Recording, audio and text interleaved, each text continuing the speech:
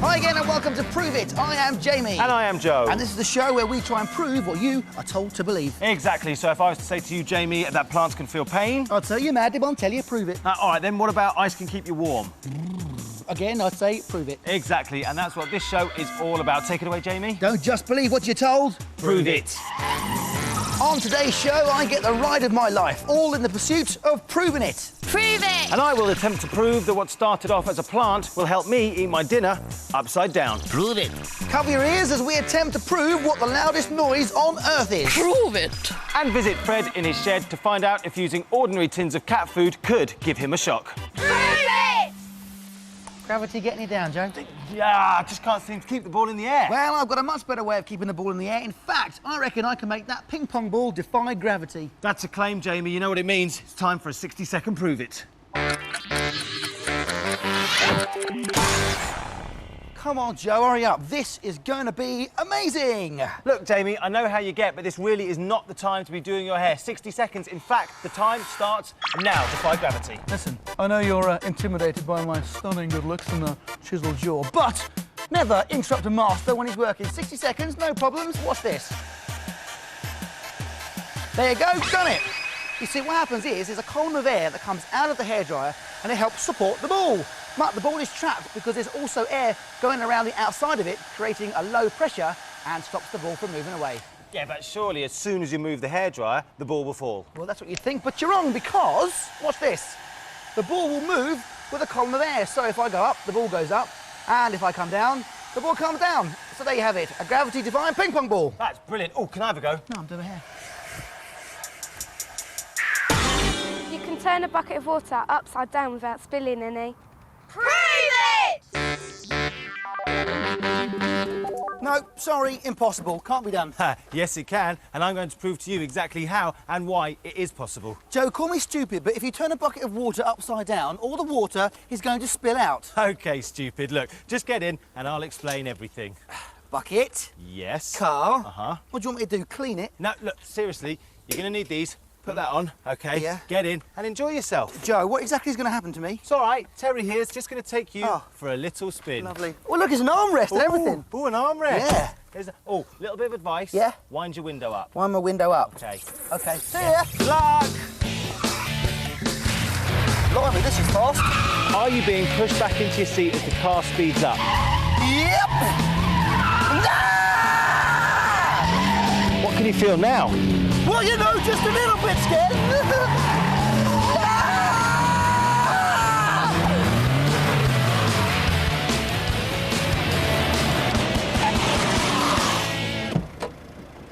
Good fun? Fantastic. OK, what I want to know is, which way did you get pushed when Terry went round the corner?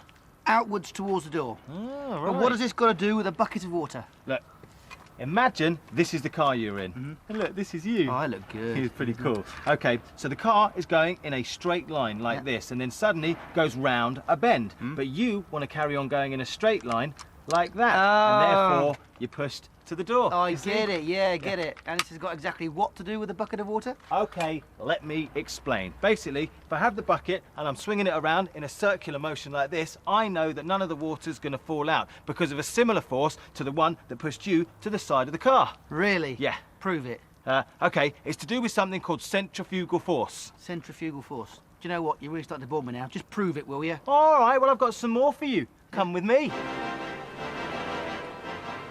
Thorpe Park, and we're here before it's open. That's right, we've been given extra special permission to come here and conduct some scientific experiments. OK, but what's that got to do with keeping water in a bucket? OK, well, let me explain. We're going to need this stick, this ball, and this bucket.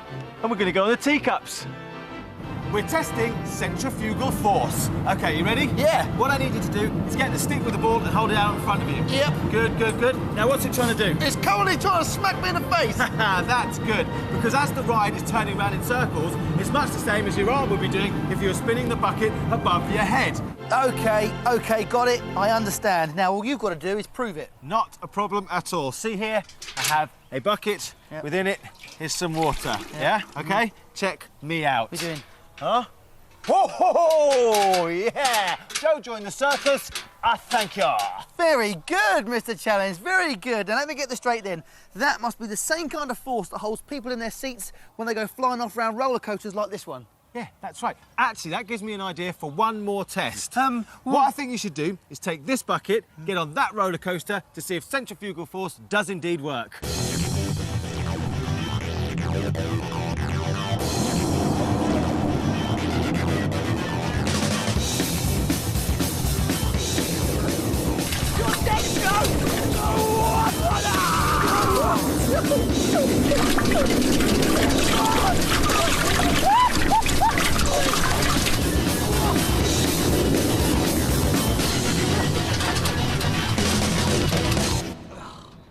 Joe, I am absolutely soaking. But Jamie, the thing is, I was right. Centrifugal force did keep the water in the bucket when you went round the loop. What I failed to mention is that you might get wet on the other parts of the ride that don't actually involve centrifugal force. I'm sorry about that. Joe! Joe! Item proved!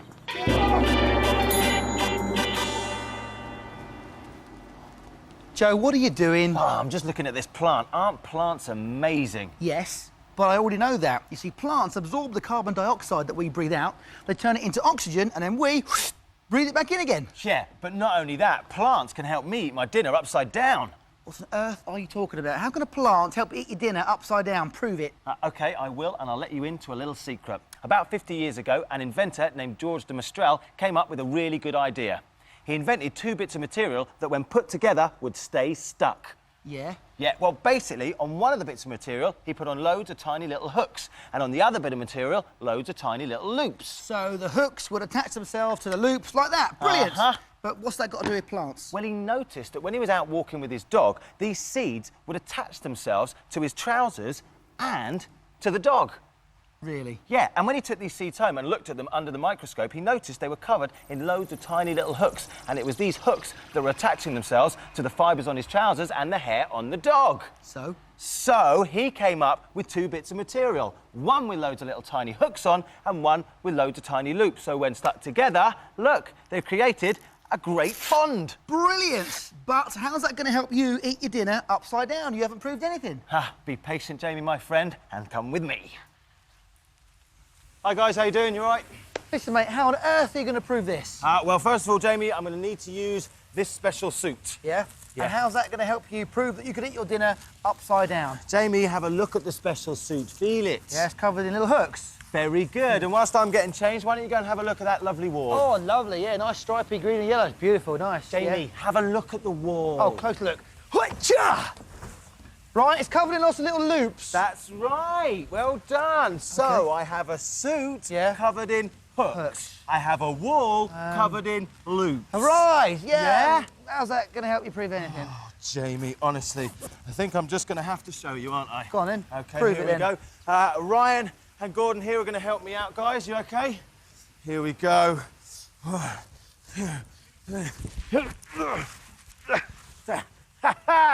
And there you have it, Jamie. I think with a little help from a special plant, I have indeed proved that I can eat my dinner upside down. Yes, sir, I will give you that. Congratulations, I have improved, but I think you've also proved Yeah? that you're going to make yourself sick in the not too distant future. Go on, mate, bring it up. Some experts say that the pressure at the centre of the sun is about 10 billion times more than the pressure on Earth's surface. How do they know? No one's ever been to the sun.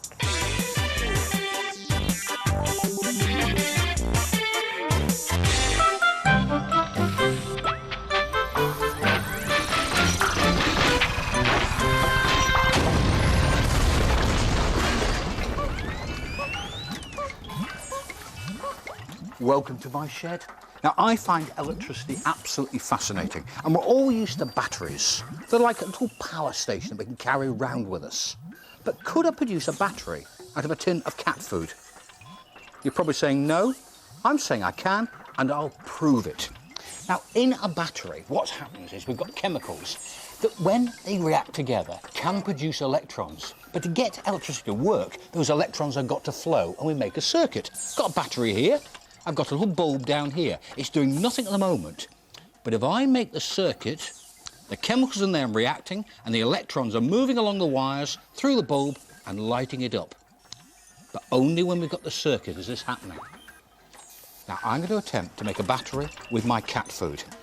And all a battery is we have an electrolyte. In this case, it's the cat food, and it's the salt in the cat food. And we need 2 electrodes. This fork is going to be one in the centre, and the other electrode is going to be the side of the can.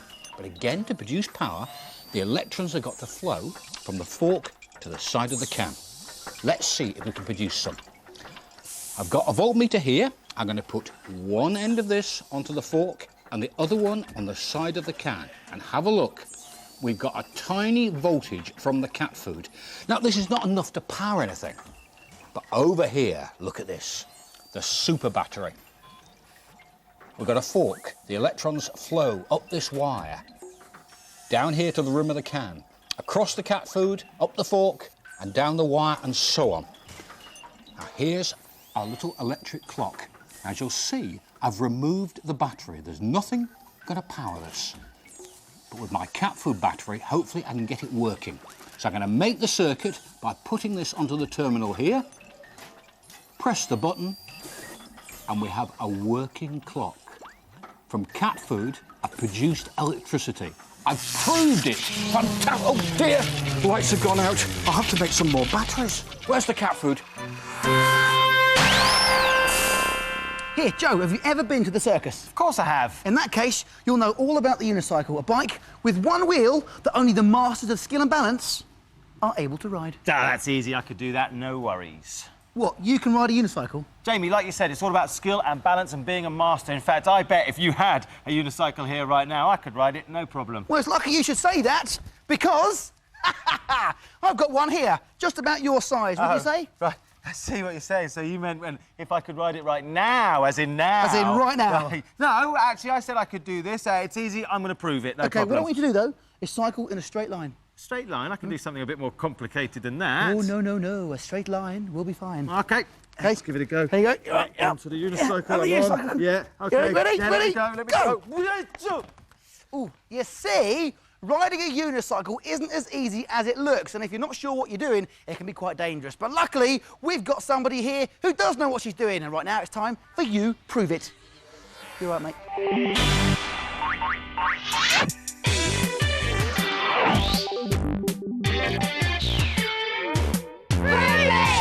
Ginny here is a unicycling expert, and that's because she's a member of Circus Maniacs in Bristol. Hi, Ginny, how are you? Fine, thank you. Jolly good. Now, Ginny is going to prove that not only can she ride a unicycle, but she can also draw a picture at exactly the same time. Oh, yeah, we'll see. Have a pad, have a pen. There you go. OK, Ginny, on you get. There we go. Easy does it. You all right there? Fantastic. You watch this, She mate. can't do this. Of course you can. There you go. There's your pad. There's your pen. Are you ready? 1, 2, 3, go! Look at that. What? Right, she seems to be doing it. I'm going to need to put her off. Right, oh, Ginny, be careful. Watch out for the floor.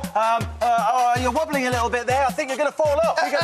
Oi, stop putting her off. That's cheating. Let her concentrate. You never said anything about distracting her. That's not in the rules, so I think I'm going to give it another go. Ginny, I think you're going to get a puncher. Look out, there's a cat. No, there's not a cat anywhere. Look, beaten by an 8-year-old. How embarrassing is that? Ginny, come here and show me what you've done. Woohoo! Let's have a look.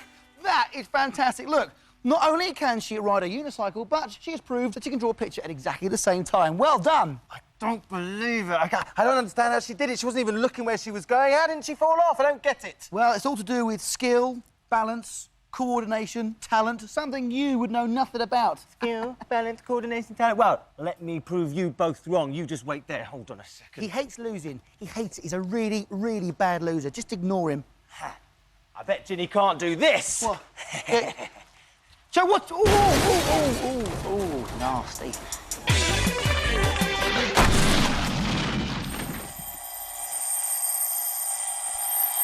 Joe, Joe, what are you doing? Turn it off. What? I'm trying to prove it. Prove what the loudest thing is. Well, you're not going to do it like that, are you? First of all, you're going to need this, because this measures noise. And I can tell you that this is going to take a lot more investigation, because you're going to have to think a lot bigger.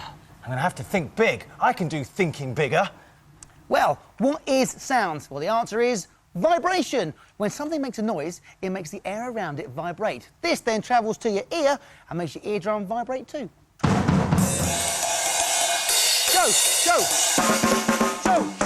Some of us are trying to prove it. Yes, and some of us are trying to get concrete evidence. And look at my evidence. It's saying that these drums are registering at 100 decibels. Now, that's loud. That's not bad, mate, but it's not close enough. Now, what was I saying before I was so rudely interrupted? Oh, yes. The vibrations in your ear then send an electrical signal to your brain, and your brain recognises this electrical signal as sound. Pretty amazing, huh?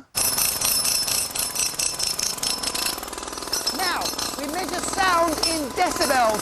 Silence is 0 decibels, but you know when a sound is over 85 decibels, when you have to start shouting like this. Woo! Yeah, let's have a look.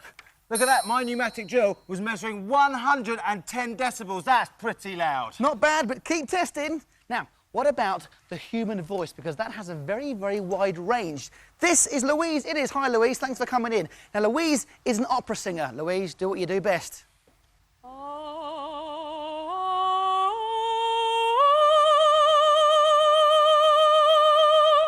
Thank you very much. That was fantastic. Now, when you whisper, you usually register in at about 15 decibels. But Louise's voice here has registered an amazing 101 decibels. Not quite as loud as Joe's drill, but still pretty impressive for a human being. Louise, thank you very much indeed.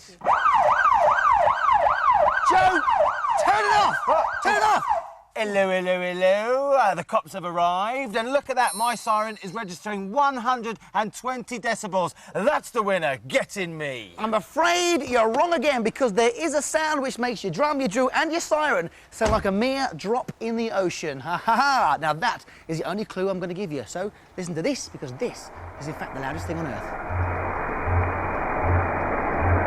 That is the sound of a blue whale. And coming in at an amazing 188 decibels is even louder than your siren. The amazing fact, though, is that that sound can travel up to 850 kilometres in the ocean. The weird thing is, though, that the blue whale's pitch is often so low that humans can't normally hear it. So there you go, I to prove the loudest thing on Earth is, in fact, the blue whale. Now, wait a second. I don't think you've researched this properly, Jamie, because what about volcanoes? How about that? And meteorites. Your blue whale will be nothing compared to them. Do you know what? You're just starting to annoy me now. Annoys me! Unfortunately, it's the end of today's show, but fortunately, that saves us from any more of Jamie's jokes. Now, if you want any information from today's show, then check out the website. The address is on the screen right now. And remember, don't just believe what you're told, prove it.